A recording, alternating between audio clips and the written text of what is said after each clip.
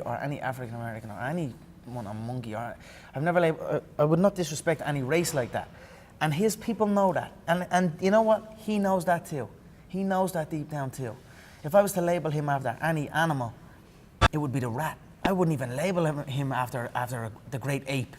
Do you know what I mean? He is a fucking rat and a weasel, because that's what a rat and a weasel does, tries to manipulate words and create something that's not there. So, ask Ellerby, ask Floyd Sr.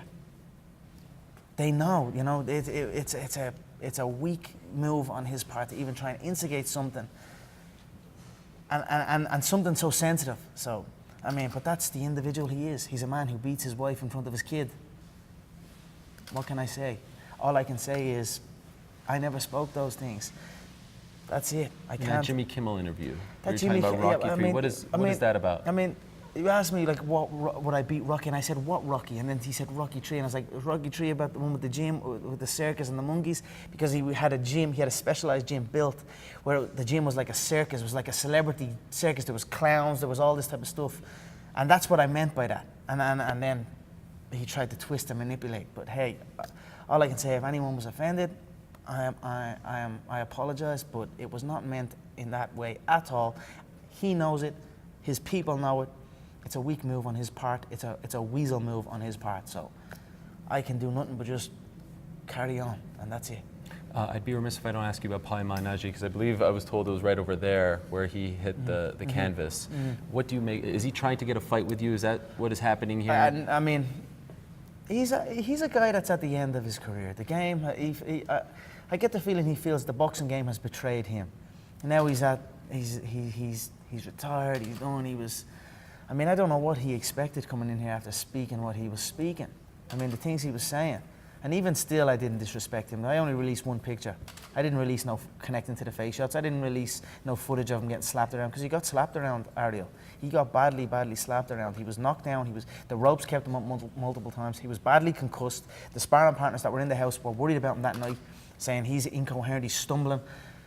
It didn't go good for him, so it is what it is. He was brought in, he knew exactly what he was being brought in for, a fight. You speak these things, you want to come in and try and answer to it and try and prove yourself, respect, because at the end of the day, respect to come in. Respect coming in and trying to answer to yourself. He did try his best, but he got his ass whooped, Ariel, and that's it. And he got his ego dented, and then off he went out the door. An exit presented itself for him, and he took it 100 miles an hour because he needed to get out of there. He couldn't continue. So on we carry on with business. We are fighting someone else in a couple of weeks, so it doesn't make no difference. What about the conditions, the living conditions, the pay and things like that he talked about? Does that bother you? Everyone on my team is looked after. So there's multiple houses in Las Vegas to sparring. I mean, ask the other sparring partners the situation. Ask them. Don't ask the disgruntled guy who got his ego hurt. And it is what it is. I don't really pay attention to it. Everyone's looked after. The camp's been amazing. True fighters have stayed present. True warriors that can take a smack and give a smack have stayed present. People who are worried about their image and that have gone sprinting, and that's it. So I believe we have is this the footage right over here? This is you. Dana White just put this on Instagram. This is you and Paulie Malignaggi. Is that it? Mm-hmm. That's the moment. Yeah. Boom. Like, what was that? You think I pushed him there? Does that look like a push?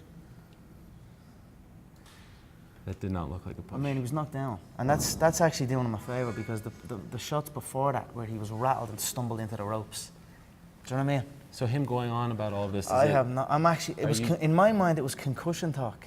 You know, when you're in there and your head rattles, you don't actually understand what's happened. You think a certain picture, or you think a certain situation happened, and it didn't. So, I don't know. He got his ass whooped, the poor boy, and that's it. Are you doing better than you thought you would in training? I'm doing as good as I thought I would. I know the fighter I am. I know what I'm capable of. Glowing about how your coaches. Yeah, we're working hard. We have a great team. We have a great team that is all in sync, and we are working very hard. Everyone involved is fully committed, and we are getting great results. Do you believe that they will mark it down to 8-ounce gloves? I believe so. You do? Why? Why would he do this? Why would he agree to this? It's backfired on him, I believe. I mean, originally, these are all the stipulations that were put before me. The gloves must be 10 ounce. They can't be Mexican. They can't be horsehair. And I'm like, okay, I already agreed to it, but I put it in front of the public mindset, and in front of the public, and then it must have dented his ego. Do you know what I mean? So that's it. He tried to tried to go, let's do the 8 ounces, now we're going to do the 8 ounces, great. I usually fight in 4, so I actually don't give a fuck. I didn't give a fuck originally because I accepted the stipulations, no Mexican, no horsehair, 10 ounce, all that. So great, 8 ounce, great. He'll be asleep inside 2. Inside 2 now? Inside 2, 8 ounce, inside 2. 10 ounce 4? I believe so. I mean,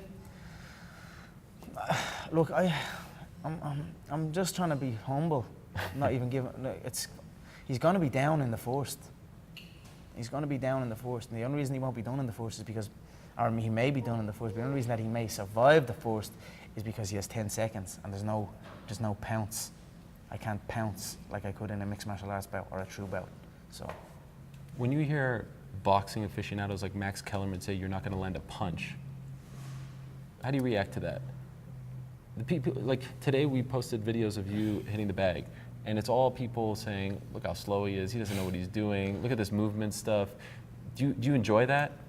Is that better for you? It happens to all greats. Training methods, everything is criticised. And I mean, originally Floyd, way back, his method of hitting the pads and hitting the bag was ridiculed during the Hatton build-up. When I first kind of started seeing about Floyd, they ridiculed his methods. And then all of a sudden everyone starts trying to follow his methods. You know what I mean? When the success, it's been the same with me when I start incorporating movement training, I start incorporating certain attacks and certain approaches in the mixed martial arts game.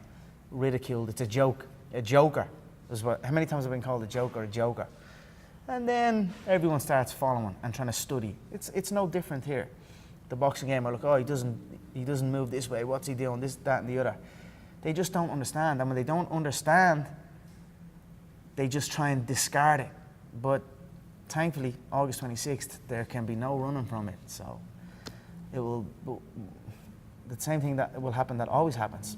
They will try and push it away. It will be put in front of them.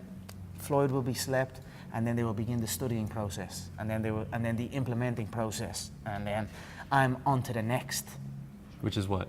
I'm on to my next wave of preparation. So they're here, and I'm here again, and then I'm here, and then I'm here. Do you understand what I'm saying? Yeah. So that's it. That's life. Can you guarantee the next one is MMA?